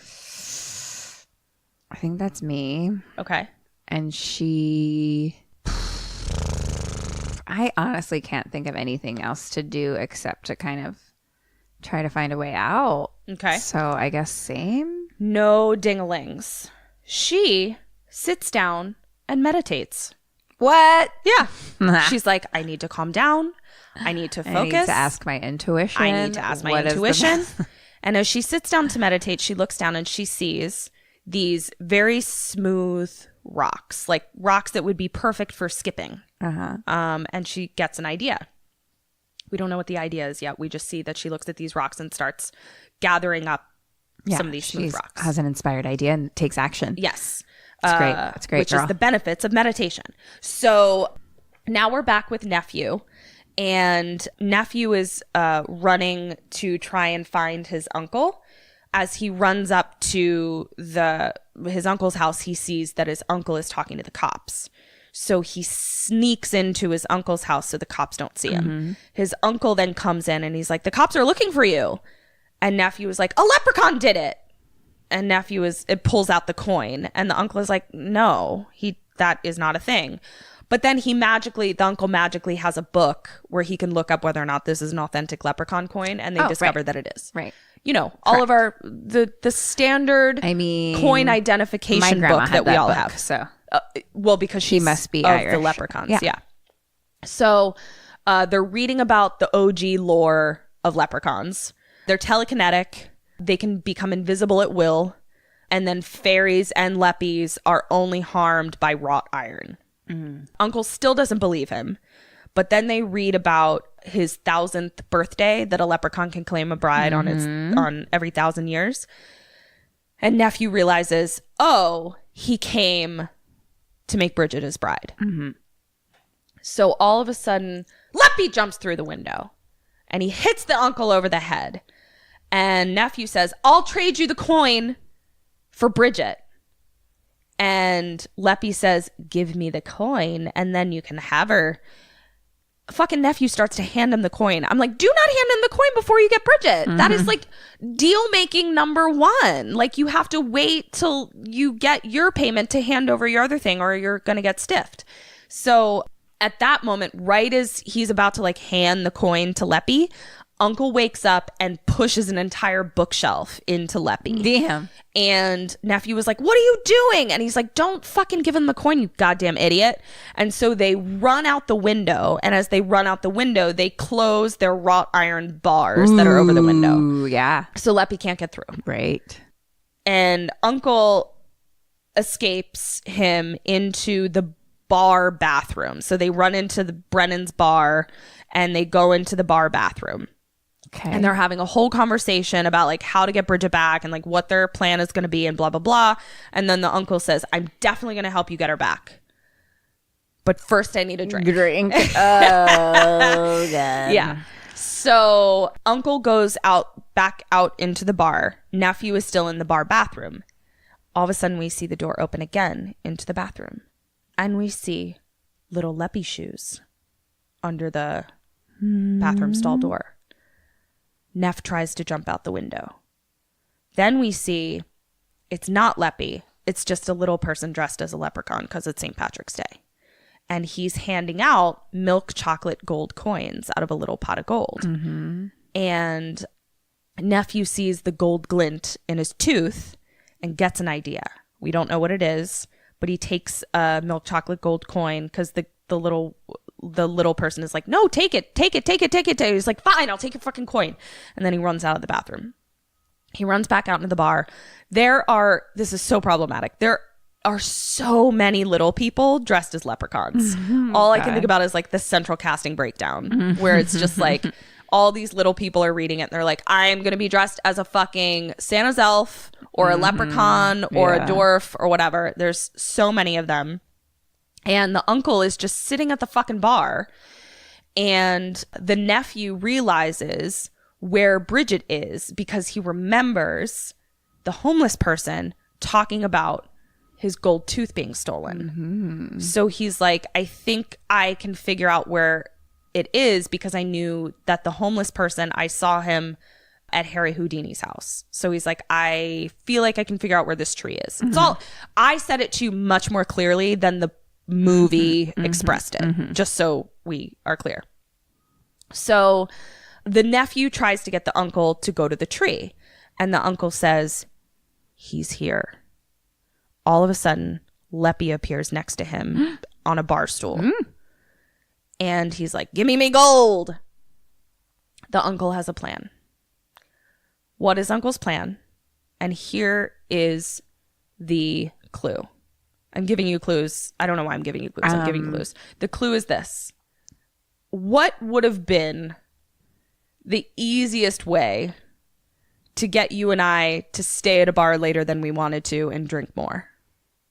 What would someone have to say to us? I'll give you a free drink. I'll buy you a drink. Close. All right. So what is Uncle's plan and what is your plan? He's talking to Leppy. He's leveling with him. Leveling with Leppy. So he's like, look, Leppy. Let me level with you. Sometimes your fucking clues like confuse me more than they help me. A lot of times I was just like, wait, what? Okay. What do you got for me? So he's not offering him a drink? I didn't say that. Oh. But that was already okay. Now I'm extra 3,000th times confused. He's like,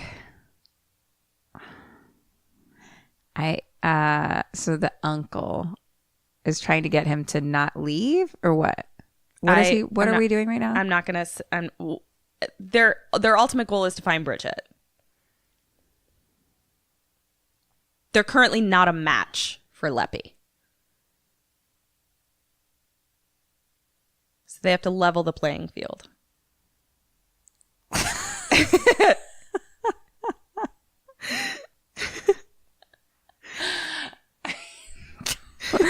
So I think that he's going to ask him to play a game, to stay here and like play a game. Okay. With him. And what do you do? And then I try to bring that other leprechaun with the gold tooth over. Okay. And use him as bait. I'm so sorry, sir, but you're getting your tooth ripped out. One ding. He does decide to play a game with him, but it's not the game you think. What he says is, sure, I'll give you your gold, but before that, let's raise a toast. It is St. Patrick's Day after all. And he's like, have a drink. It's on me. And Leppy is suspicious, obviously. And so Uncle says, oh, is that just a myth? That leprechauns can hold their liquor? Oh, it's like a drinking competition. Yeah. And that's where I was like, the easiest way to get Kim and I to stay would be to say that we can't hold our liquor. So he's like, let's have a drink. So the bar laughs at him because he's like, challenging his drinking prowess. So Leppy drinks it. And Uncle says, let me have that special red rye. And he takes a shot and asks Leppy to do one too. Leppy gives us another rhyme. Drink what you like, drink what you're able. If you're drinking with me, you'll be drunk under the table. I'm going to give it to you. Under the table. You'll Very be under good. the table. So they start chanting for Leppy to drink. Leppy starts chugging the bottle of liquor. Well, this is not Irish whiskey that he's used to. Mm-hmm. So Uncle is able to hold his liquor. And Leppy is not. Uh-oh. Leppy gets real drunk. So now we're back in the tree with Bridget. And we realize she's collected all these rocks to try and Hansel and Gretel herself. She's going to drop the rocks as she goes so that she can see where she's been. Smart. But unfortunately, however, so she has these rocks and she literally drops them like a foot apart, and I'm like, bitch, you're gonna run out of rocks in like 6 feet. Like, it was so funny, but it wouldn't have mattered anyway because as soon as she drops them, they disappear. Oh, because it's magic. So she's super frustrated again, and she kind of like kicks the ground and sees that there's this box kind of sticking up out of it that is half buried, and she's like, what is this? So she starts undigging this box. Now we're back at the bar. And Leppy is way, way, way, way, way drunker than Uncle. He like tries to levitate something towards him and he's like too drunk. Like he can't control it. And so Uncle and nephew are like, haha, we got you. Leppy then gets pissed and grabs something and bashes them over the head. Damn. And runs out. Nephew then makes like a half attempt to go after him, but eventually is like barely tries to go after him and then is like, oh, well, he's too fast. And I'm like, you didn't even fucking try. Like, he's wasted. So then he's like, but I have an idea. Wrought iron can harm them, right? Mm-hmm. So he picks up 2 Slim Jims. Okay. Like the kind that you eat. Or the kind you break into cars. Like the kind you eat. And I was like, that was his train of thought was, wrought iron hurts them, right? And then he picks up 2 pieces of meat jerky. So I didn't know where this was going. Now we're back in the tree and Bridget gets the box open. She breaks it open. And inside is some dusty old Guinnesses, some whiskey. Ooh. Yeah. Ooh. Cracking one of those open. Some pipes and an awl. I didn't know what an awl was. Do you know what that is? It is a pokey thing. So it's got like a screwdriver handle, but rather than being a metal screwdriver point with like a flathead or a Phillips, it's just a pokey. It's just poke. Okay. It's just an owie. Probably used maybe as an ice pick. Like when you would have to, I'm not sure what it's used for, but it's called an awl. So she's like, ooh, I can use this. Like it's definitely like a good weapon. For sure. Now we're back with Leppy, who's at an espresso bar trying to sober up. Yeah. The salty espresso barista tells him, St. Patty's is over. Get out of here. And it's Michael McDonald from Mad TV. Do you remember him? He was the guy that like always played the baby. Right. I think so. Yeah. You'd recognize him. And he's like, pay up. And the leprechaun gets a glint in his eye and he's like, so it's me gold you're after. Uh-oh. And he's like, yeah, I mean, yeah, I'm waiting for you to pay for your espresso. Correct. And then he starts short shaming him. And I'm like, listen, I get that this is a bad guy, but we are not going to sink to their level. Like, no body shaming. I was really disappointed. So then he comes up to the like counter, you know, and he's like, I'm going to pay ya. And the barista like puts his hands on the counter like this. And all of a sudden Leprechaun pulls out 2 forks and stabs his hands into the counter. Now he stabbed his hands into the counter right in front of the steamy machine, like at an espresso bar where it's real steamy. He turns the steamy thing towards his face and steams that motherfucker to death. Damn. So we have motorboat face and steam face, both dead. So now we are back with uncle and nephew. They have gone to the racetrack, the go-kart racetrack. And we realize he's using the Slim Jims to occupy Andretti the Rottweiler. Okay. And I was like, okay, all right, I gotcha. So they break into the office of the race car track place. Right. And the nephew is like, I remember there being a safe in here. There may have been something that motorboat face said about the safe, but like I didn't remember it. But there's a giant safe in there where they keep whatever the fuck. And the nephew magically knows the combination. Also, maybe I missed that detail where he like knew the combination, but he opens it. Okay. And he says, it's wrought iron, the safe. Okay. And so they start trying to like move the safe out of the office. The uncle starts trying to steal money out of it. And he's like, no, that's not. Yeah. So the uncle is then like, we're not going to be able to get this out of here. We need to somehow like build some sort of ramp to get it up into the car. Like it's a wrought iron safe and it's huge. Yeah. It's like comes up to like our boobs probably. Like it's pretty big. And so uncle goes outside to get something out of the car, open the car door. I don't know what the fuck. And nephew was like, I'll go see if I saw some 2x4s in this closet. We'll go in there to make a ramp to get the thing up into the trunk.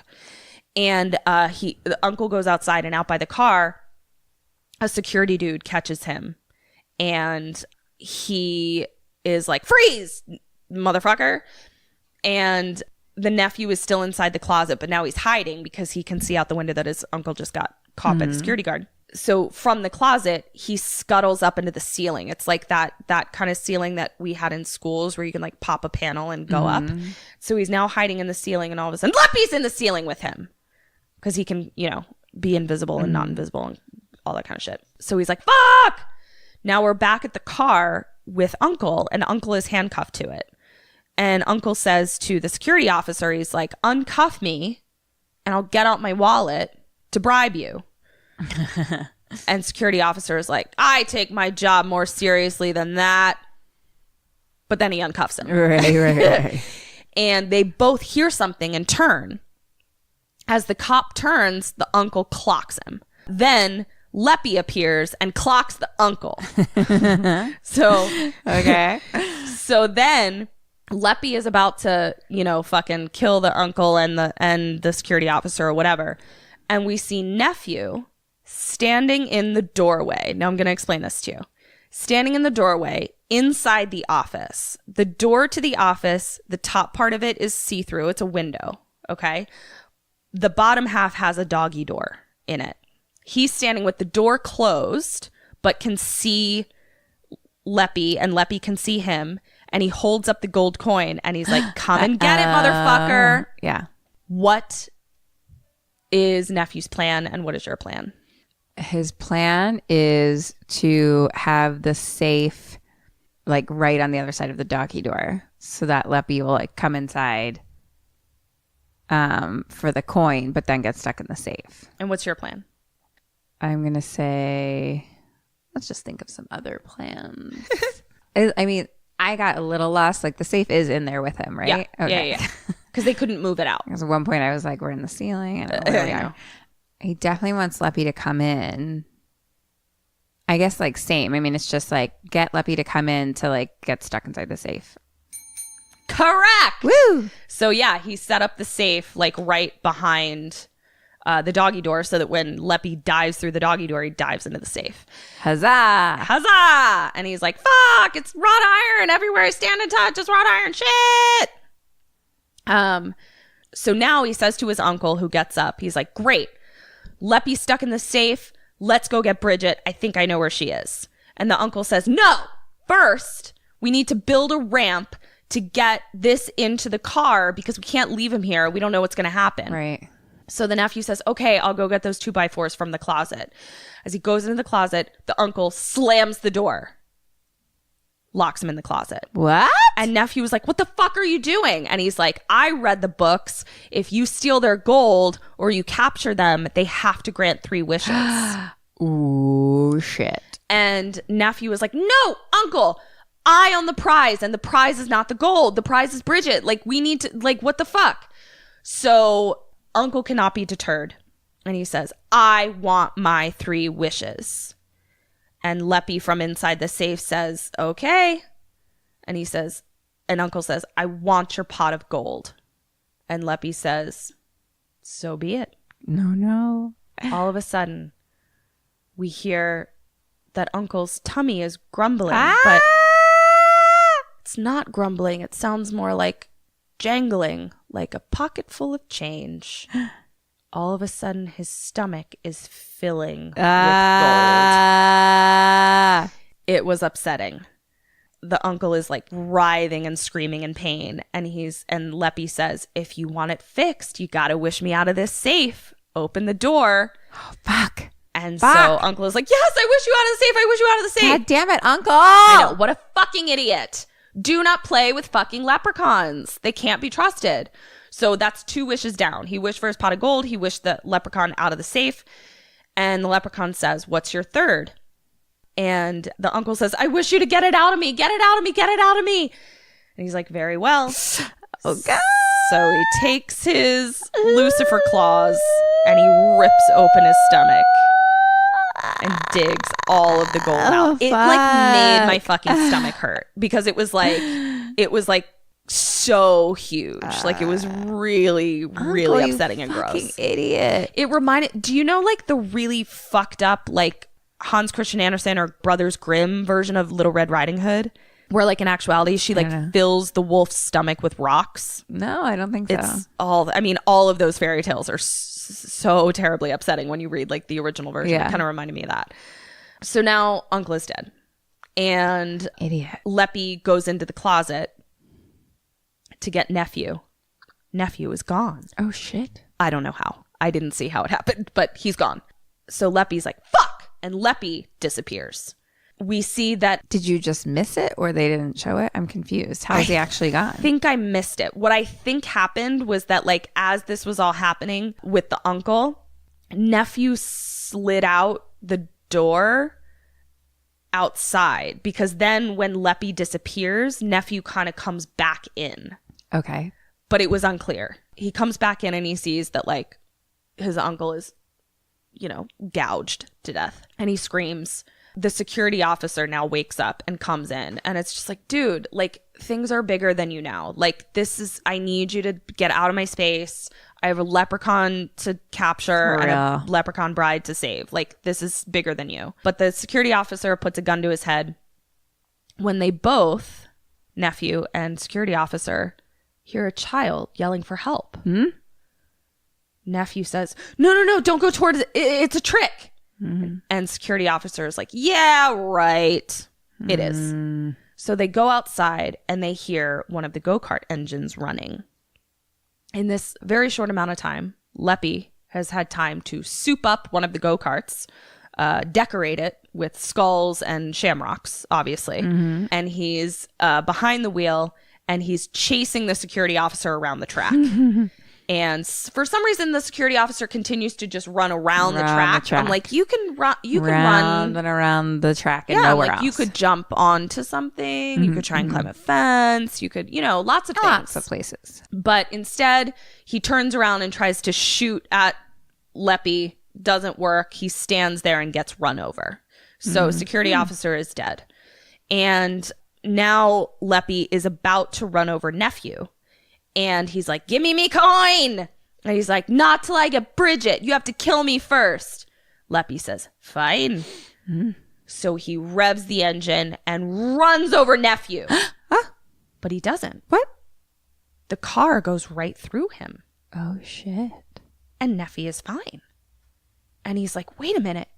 You can't kill me as long as I have this. Ooh. So Wally has the gold coin. He's safe? He's safe. Wow. So Leppy is like, fuck, and disappears.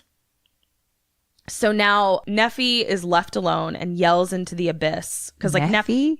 Sorry. Leppy What's and Neffy. happening? Nephew yells into the abyss.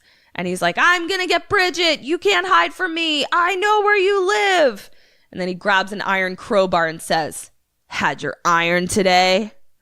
Okay. Oh, God. I know. You can see yourself out movie. So now we're back in the tree and Leppy has apparated into the tree.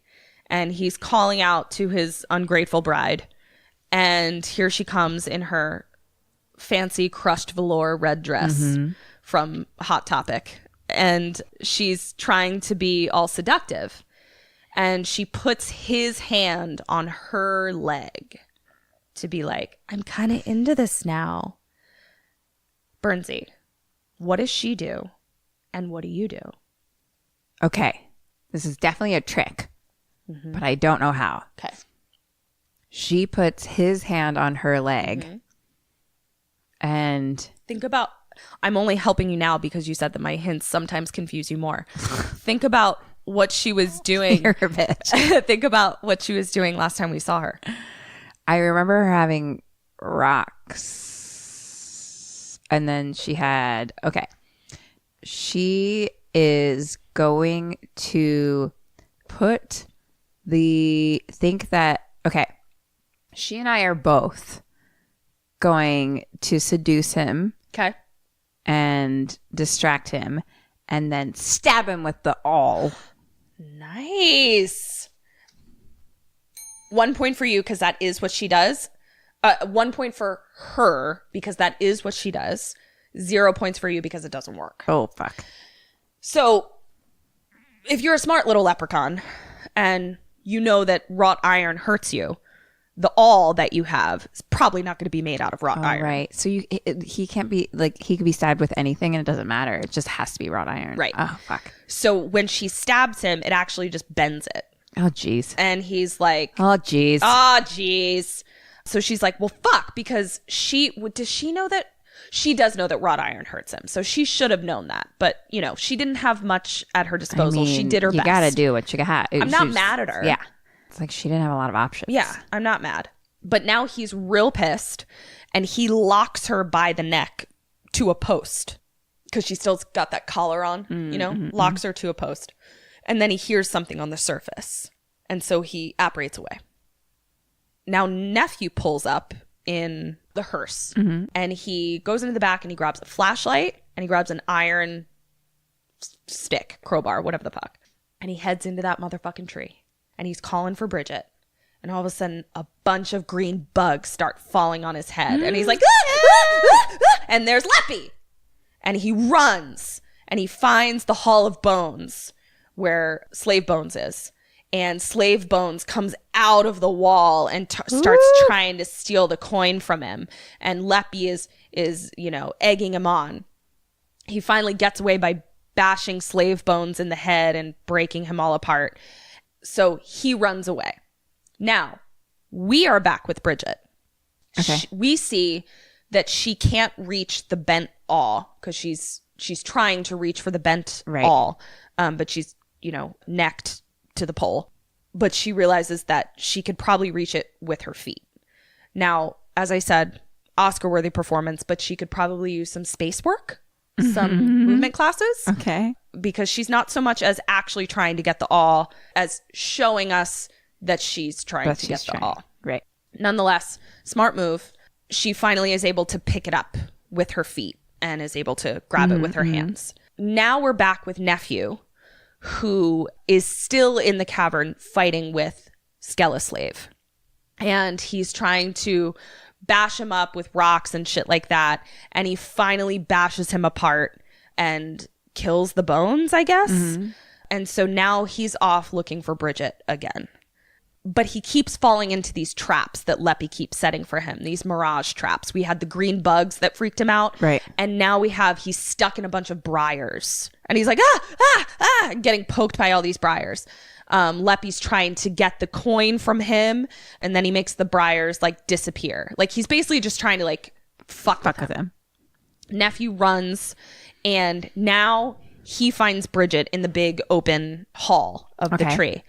And Leppy appears standing between them. As they're sort of, staring each other down, Leppy and Nephew, Bridget manages to pick the lock with the awl of her collar.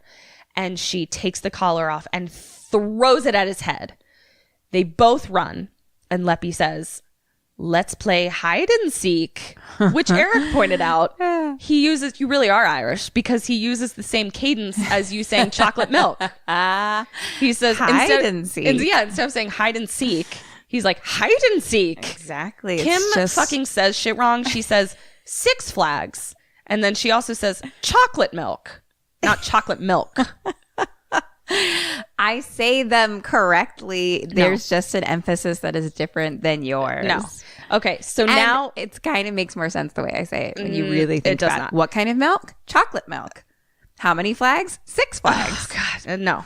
Okay, so now they are what are we playing? Hide and seek.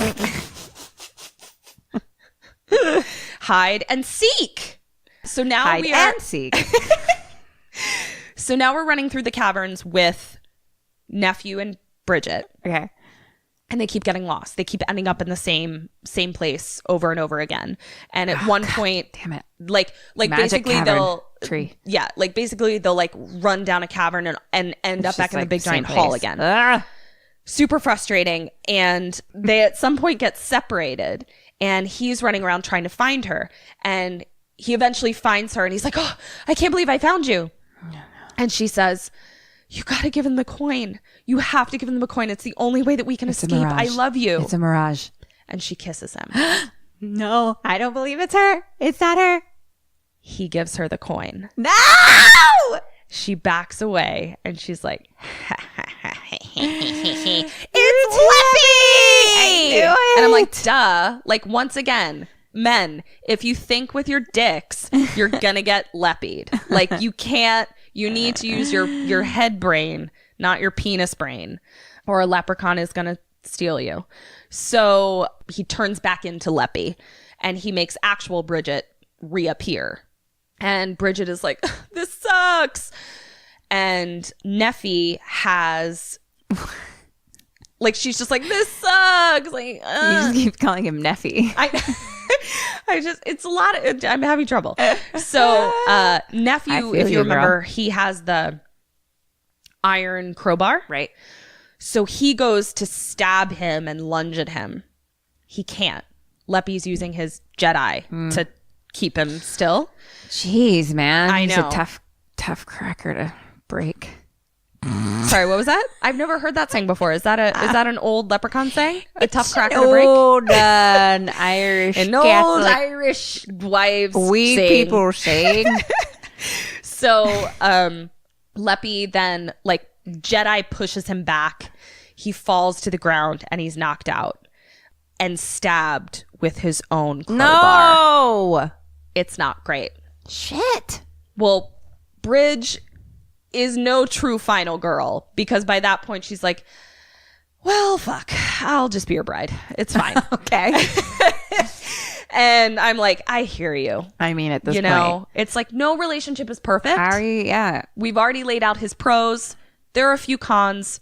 That's what couples therapy is for. Also, that house is confusing. It is confusing. How are you going to get out of there ever? Yeah. And it's like, why not just make yourself at home? He can apparate some really nice interior decorating He's got a lot of money. Yeah, he's got a ton of money. You don't have to work. I mean, what's the problem? Loves to drink whiskey. He loves to drink whiskey. Just wants to write you poetry. Yeah. Like, what's the problem? What honestly, what is the problem? Is what I mean. There is the scratch your face thing and the but again, wee litters. Nobody's perfect. Again, no relationship is perfect. I guess if I'm not leaving the tree ever. Who cares, really? Yeah. I mean, And he I'm loves married. me I no wear my matter what my sweatpants face every looks day. like. Yeah, exactly. He's Oh, just it's not. sounding the worst. You could probably get like super fat and he wouldn't care. Yeah. You know, it's like he'll just bring you treats to eat. Just I eat don't whatever know. you want. This is now that sounding better and better. It really is. I mean, so anyway, Bridget comes to her Maybe senses. she's smarter than we thought. Yeah, and she's like, you know what? Let's do this. Let's elope. Okay, so she's like, all right, fine. I'll come with you. Another rhyme to complete. Cry as you may, cry as you might. It's going to be one hell of a Night. half a point. Wedding night. Wedding night. Half a point. Nice job. Where is me bell? Okay. All of a sudden, nephew pops back up. Even though he's looked like he was stabbed with the crowbar, he somehow pulled the crowbar out and he stabs Leppy with the crowbar. Oh, shit. And Leppy's like, wait, but how am I hurt? I'm holding the coin. So he's like, you shouldn't be able to hurt me. You shouldn't be able to stab me or kill me while I'm holding the coin. I see your confusion. I also am confused because I'm like, oh, But it's wrought iron, isn't it? yeah, the lore is a little fuzzy at this point. I'm not going to lie. Yeah, I guess if he doesn't have the coin, the only thing that can hurt him is wrought iron. But if he has all his coins. If he has all his coins, then he nothing should can hurt him. Nothing can hurt him. Okay. That is, you know what? We'll have The to lore is figure fuzzy. out the Yeah. more specific lore. Yeah. For So, but this. basically, he's confused as to why he's hurt now. He's As like, am I. I have the coin. You shouldn't have been able to hurt me. Okay. Why was he able to hurt him? What? We just talked about how it's so confusing. I know. Okay. It's because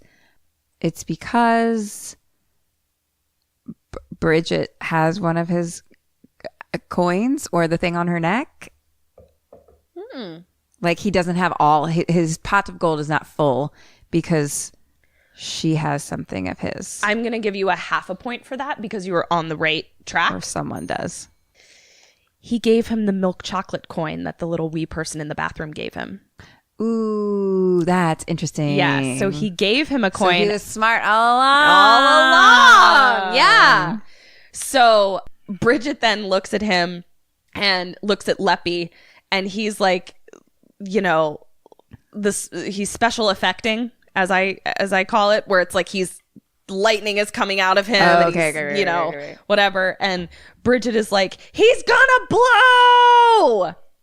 All of a sudden, they now magically know their way out, which could be because his magic is no longer holding. Again, the lore is fuzzy, but they're like, we magically now know that he's about to blow up, and we magically know how to get out of the tree. And so they exit the tree. Leppy blows up to smithereens. Uh-oh. Leppy is dead. So they're out of the tree now. My husband dead. I know. So they're out of the tree now, and they seem, I mean, honestly, they don't seem as disturbed as they should. They seem like they just walked out of like a haunted house at a carnival. And she's like, how did you know it wasn't me? And he's like, you kiss differently. And she, ha ha ha, it's so funny. Then he holds up the coin and she says, are you going to keep it? Kim, does he keep it? Do you keep it? I mean, it's a trick question. I know you're going to keep it and put it in the box under your bed, but does he keep it? Yeah, I'm going to put it in my memory box, of course, for all the memories of this. You really are Irish. You've got your little pot of gold under your bed. Nobody can touch. I want to say, yeah. I'm trying to think as to why he would say no. So I'm just going to say, yeah. 1 point. He does not keep it. Okay. You do keep it. The reason he wouldn't keep it is because we know that there's sequels to this movie. Okay. So he's like, no, I'm not going to keep it. It's not worth it. And he tosses it. Just tosses it away. Just tosses it away. But then we see that the camera lingers on the coin a little bit too long. Mm-hmm. Did Leppy really blow up? Is Leppy putting himself back together as we speak? We'll never know until Leprechaun 3. Credits! Because also in my brain, him keeping it led to more of a sequel than not as well. But whatever. Yeah, I guess we now see that like nephew is like whoever has the coin is invincible from whatever Leppy wants to do to you. So like to me, you and me, I would fucking keep that coin For sure. like just because it's like I have a fucking Leprechaun coin. I'm keeping that shit. Yes. You know, but he's you know. So that's the end of Leprechaun. Duh. Well, What were your thoughts? my thoughts. Well, think about your thoughts while I count up your points. Hey guys, this is Kat and Kim. and we just want to let you know about our brand new Patreon we just launched. You can find us at www.kimandkatstayalive.com. And you'll also find merch on there. Check out our merch store and follow us on social media at kksampodcast. We love you. Bye. Are you ready, Miss Burns? Yes, Lass. Nice. So, Ms. Kimberly Erin Marie Burns. Thank you for using all of my proper Irish names. You're welcome. Out of 30 points, you got a very respectable 17. All right. That's respectable. Respectable. Not Yeah. my best, but No, but I feel like respectable. you got over 50%. That would lead me to believe that you did not get That Leppy. I'm alive. Yeah. I agree. That's what I would say. Yeah, I'm alive. I'm married, and I'm having some Leppy babies. Wee babies. Yeah. I mean, yeah, I feel like Bridget really, she's clearly young. She doesn't know what the playing doesn't field out there know. is like. She You just doesn't can't be that know. picky. She doesn't know what she could have. Yeah. I mean, you got to pick your battles.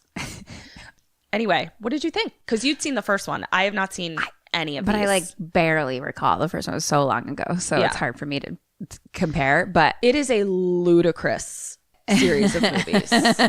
I feel like as long as you're going in being like, this is for fun and Yeah. not for anything, and being like, oh, it's going to be cheesy. Yeah. Then it's fun. Yeah. And I really got to give another shout out to Warwick Davis. Like, it is Killed a it. horrible script. Right. It's a ridiculous premise. And they're also like exploiting the fact that he's a little person. I think he's a little person. I know that there's also dwarfism, and I apologize. I am not clear which one he is. Right. But regardless, it's totally exploiting that part of him. And he's just like, all right, let's do it. Let's fucking do this. If I'm going to play a fucking evil leprechaun, I'm going to play an evil leprechaun. And you got to respect that. Yeah. You know what I'm saying? I agree. So the moral of this episode is lower your standards. And Warwick Davis is the MVP. I don't want to lower my standards. You don't have to, babe. Thank you. I got you covered. I didn't you lower for my that. standards. I lucked out. I mean, we don't currently have a pot of gold, but, you know, everything else we're doing Yet. great. Yet! I'm about to get me pot of gold! I did enjoy all of your Irish limericks, though. You did a great Thank you. job. You Thank did a really good job completing them. I think you completed All every but one. limerick. That first one got me. Oh, yeah. But yeah, that's Leprechaun 2. Love it. Happy St. Patrick's Day, everyone. Happy St. Patrick's Day from 2 Irish lasses. We're going to go drink some Irish whiskey now. Yeah, because it's, you know, a day that we're awake. This has been Kim and Kat Stay Alive. Maybe. So until next week, time, stay stay alive. Bye.